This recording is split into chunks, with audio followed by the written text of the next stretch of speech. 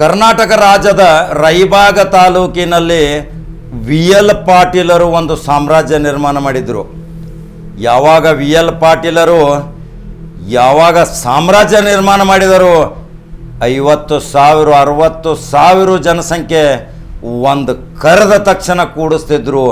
ಆದರೆ ಆ ಸಾಮ್ರಾಜ್ಯ 30 ವರ್ಷಗಳ ಹಿಂದೆ ಇತ್ತು. ಆ ಸಾಮ್ರಾಜ್ಯದ ದಾಖಲೆಯನ್ನು ಸರಿದೂಗಿಸುವ ಸಲುವಾಗಿ ಈಗ ಅದೇ ರಾಯಬಾಗ ವಿಧಾನಸಭಾ ಕ್ಷೇತ್ರದಲ್ಲಿ IAS ಆಫೀಸರ್ ಆದಂಥ ಶಂಭು ಕಲ್ಲೋಳ್ಕರ್ 20,000ಕ್ಕಿಂತಲೂ ಹೆಚ್ಚು ಜನರನ್ನು ಆಕರ್ಷಣೆ ಮಾಡಿ ಒಂದು ದೊಡ್ಡ ಸಮಾವೇಶ ಮಾಡ್ತಾರಂದ್ರೆ ಒಂದು ಇತಿಹಾಸ ದಾಖಲೆ ಅಲ್ರಿ.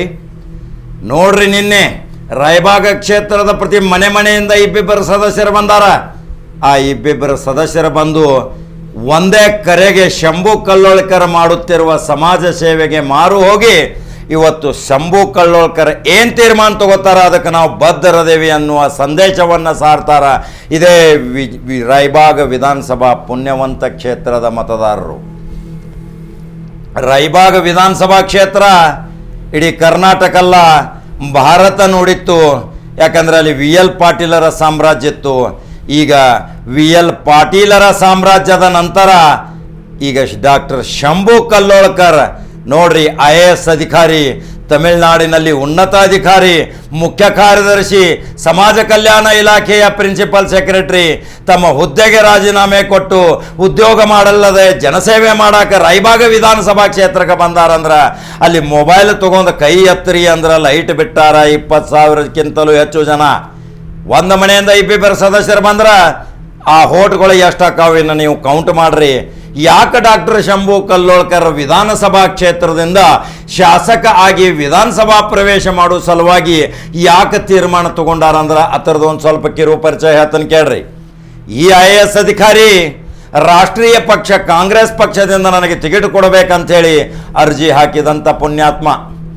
ರಾಜ್ಯ KPCC ಮತ್ತು AICCಯಲ್ಲಿ ತನ್ನದೇ ಆದಂಥ IAS ಅಧಿಕಾರಿಗಳ ಪಡೆಗಳನ್ನೇ ತೆಗೆದುಕೊಂಡು ಹೋಗಿ ಒತ್ತಡ ಪ್ರಭಾವ ತಂದರೂ ಸಹಿತ AICC KPCC ಅವರಿಗೆ ಟಿಕೆಟ್ ನಿರಾಕರಣೆ ಮಾಡಿತು.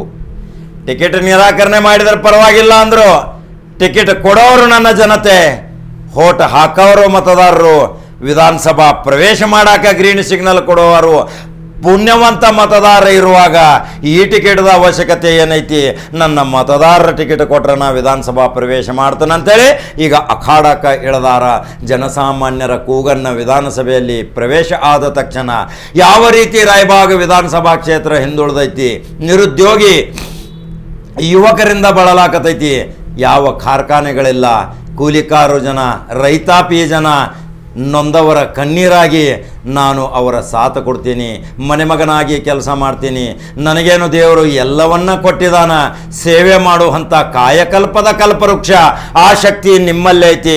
ಮತಬಾಂಧವರೇ, ನೀವು ನನಗೆ ಆ ಶಕ್ತಿ ಕೊಡ್ರಿ, ವಿಧಾನಸಭಾದಾಗ ಗುಡುಗ ಹಾಕ್ತೀನಿ, ಇದೇ ರಾಯಬಾಗ ಭಾರತ ನೋಡುವಂಗೆ ಮಾಡ್ತೀನಿ ಅಂತಾರ ಶಂಭು ಕಲ್ಲೋಳ್ಕರ್. ಶಂಭು ಕಲ್ಲೋಳ್ಕರ್ದ ಒಂದು ಇತಿಹಾಸದ ಸಾಮ್ರಾಜ್ಯ.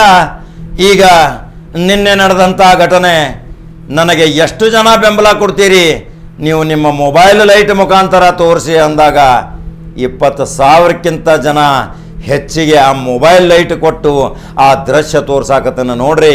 ಶಂಭು ಕಲ್ಲೋಳ್ಕರ್ ಮನೆ ಮಾತಾಗಿರುವಂಥ ಮನುಷ್ಯ ಇವತ್ತು ಶಂಭು ಕಲ್ಲೋಳ್ಕರ್ ಒಂದು ಉನ್ನತ ಪದವಿ ಹೊಂದಿ ಹುದ್ದೆಗೆ ರಾಜೀನಾಮೆ ಕೊಟ್ಟು ರಾಯಬಾಗ ವಿಧಾನಸಭಾ ಕ್ಷೇತ್ರದಲ್ಲಿ ಇನ್ನು ಯಾವ ನಿರ್ಣಯ ತಗೋತಾರ ಜನತೆ ಕಾತರದಿಂದ ಕಾಯಕತ್ತಾರ.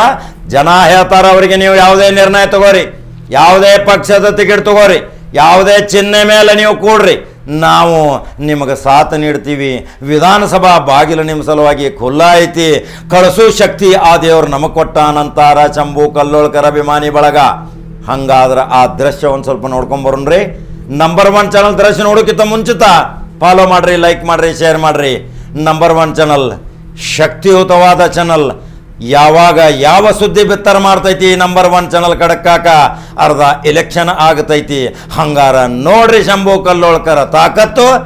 ಇನ್ನು ಮಿಕ್ಕಿದ್ದು ರಾಯಬಾಗ ಪುಣ್ಯವಂತ ಜನರಿಗೆ ಬಿಟ್ಟು ಕೊಡ್ತೀನಿ. ನಂಬರ್ 1 ಚಾನಲ್ ಫಾಲೋ ಮಾಡ್ತೀರಿ.